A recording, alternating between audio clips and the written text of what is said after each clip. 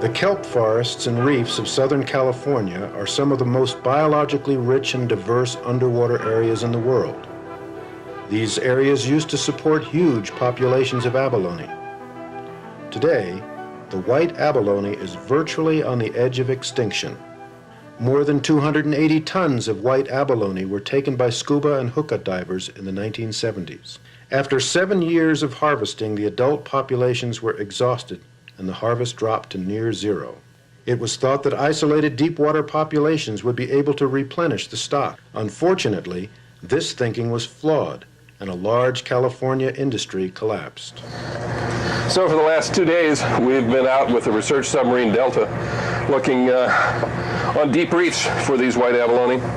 We've spent about 12 hours of searching now, and we've only found 5 live animals in a place where we would have found maybe 30 to 50,000 live animals in the 1970s. So this is what's left, these shells. We found over 100 of the old shells. Live white abalone, like the one seen here on the rock, are spread so far apart that they cannot breed effectively.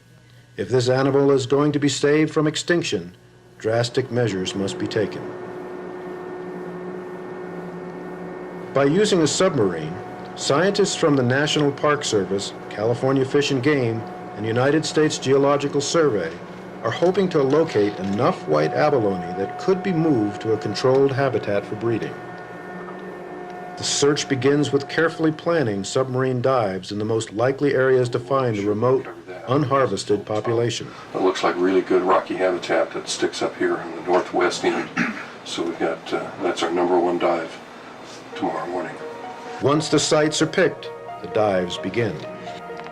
The research on these submarine dives is hoping to answer 2 key questions. First, are there still pockets of white abalone survivors on reefs deeper than scuba and hookah divers usually go? And second, can we find enough survivors to restore the population and save the species from extinction? So each one of these reefs could conceivably have its own little self-replicating population of white abalone. And if that's the case, we really have our job cut out for us. We're hoping that we'll find out in deep water in some areas that maybe have never been dived. We'll find some old populations of white abalone that are just living and doing their thing. After days of searching, the researchers become very discouraged. Thousands of meters of prime white abalone habitat pass by the windows of the submarine, but mostly empty shells are found. The monotony generated by hours of searching in vain is occasionally broken by surprises, like this mola mola and the sea lion chasing bait fish. The research support vessel tracks the sub from the surface using an electronic pinger. They stay close and in contact with voice communications in case of any emergency.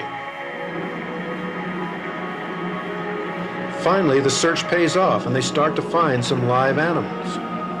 A solitary white abalone is found in about 150 feet of water. Oh, white ab, right there on the rock. Just went right over it. Awesome. Wow, it's a beautiful animal. All the locations of these solitary live animals, like the one seen here, are marked with global positioning so they could be retrieved later for breeding. After several hours, the sub returns to the surface for service and another researcher.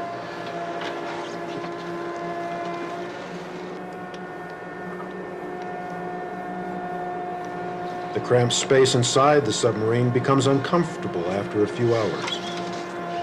If enough live white abalone are found to initiate a breeding program, the breeding will be done in the controlled environment of a commercial abalone farm. Like the red abalone shown here, white abalone collected in the ocean would be placed in tanks to spawn. When the sperm and eggs are released in a concentrated area, reproductive success is ensured. Once the broadcast spawn has occurred, thousands of eggs are fertilized by the sperm and larval abalone are formed.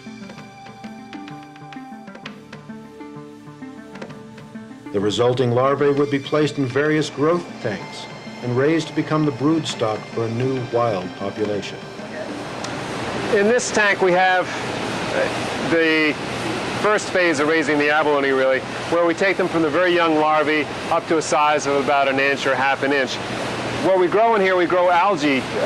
The microalgae grows on plates, and we settle the larvae right on these plates. This is a technique that was originally developed in Japan. It's used throughout the world today. You can see here, we'll lift this up a little bit. These are abalone that have grown up on these plates here. These are little red abalone.